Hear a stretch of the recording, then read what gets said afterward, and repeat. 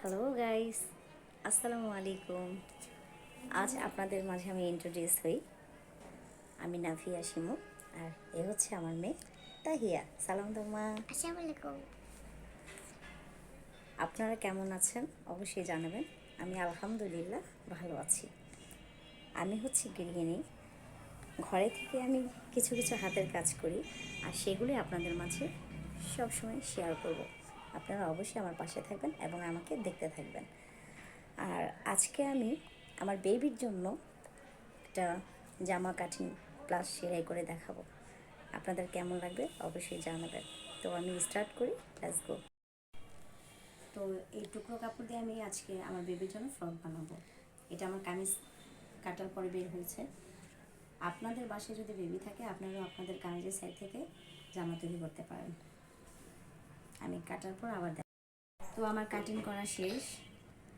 এই জামার কাপড় ওর শর্ট হয়েছে বিধায় আমি দুই সাইড থেকে এগুলো জোড়া দিব। এটা হচ্ছে বুকের, এটা হচ্ছে নিচের, আর এগুলো হচ্ছে গলার পট্টি। জামা কাটার পরে প্রথম আমরা গলাটা বসিয়ে নিলাম, সামনে পেছনে বসার পরে এইভাবে জয়েন দিলাম কাট। এই যে এটারও কাট জয়েন দিলাম।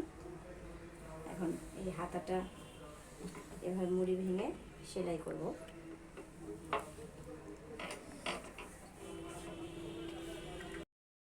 তো এই যে এভাবে একটা কাট জয়েন দিলাম, সেম একইভাবে এটার মাপ নিয়ে এটা আমরা জয়েন দেব।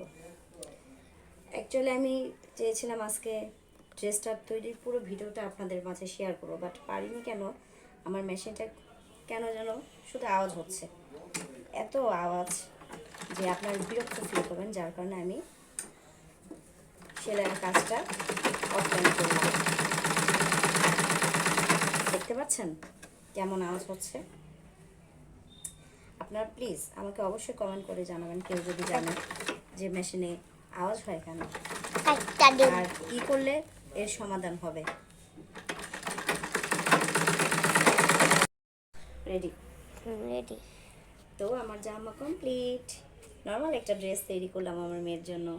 দেখি এবারে আমার বেবিটাকে পরিয়ে কেমন হয়েছে, আপনারাও দেখুন। দেখি মামুনি, এখানে দেখাও, আন্টিদের দেখাও তোমার ড্রেসটা কেমন হয়েছে। এই যে খুবই সিম্পল একটা ড্রেস তৈরি করেছি। এটা হচ্ছে সামনে আর এটা হচ্ছে পেছনে। এখানে একটা বোতাম লাগিয়ে দেব। তো আপনারা অবশ্যই আমাকে জানাবেন আমার বেবির জন্য যে ড্রেসটা তৈরি করেছি কেমন হয়েছে। আর আপনাদের যদি ভালো লেগে থাকে আমার ভিডিওটা, তাহলে অবশ্যই লাইক করবেন, শেয়ার করবেন। আল্লাহ হাফেজ।